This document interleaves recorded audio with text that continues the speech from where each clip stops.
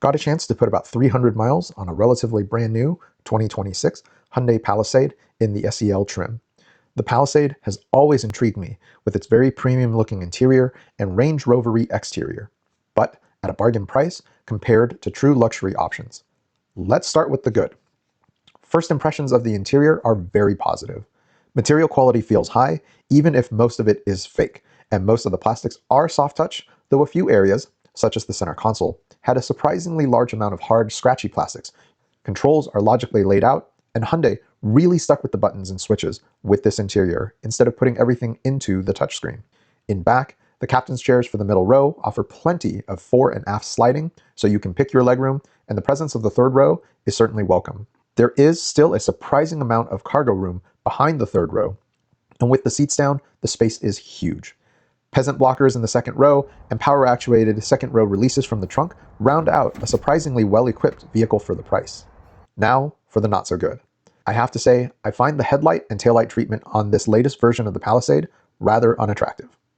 The design looks like someone took a comic book version of the car and tried to make it into reality.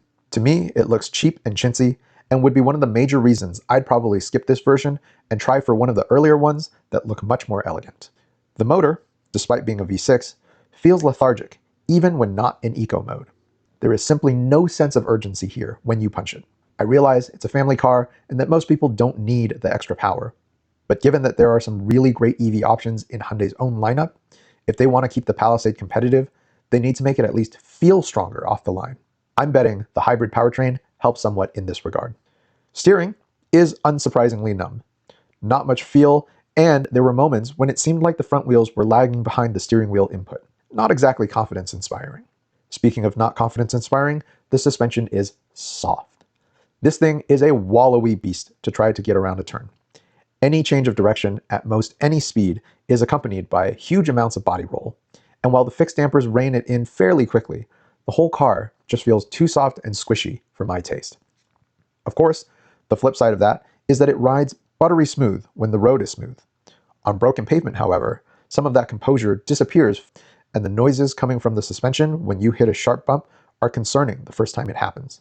Finally, there were just some quirks of the Palisade that I cannot overlook.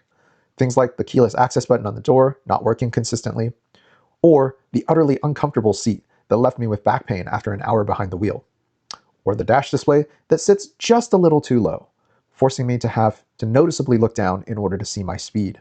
Still, while it's not my personal cup of tea, I can see why Hyundai sells a ton of these things.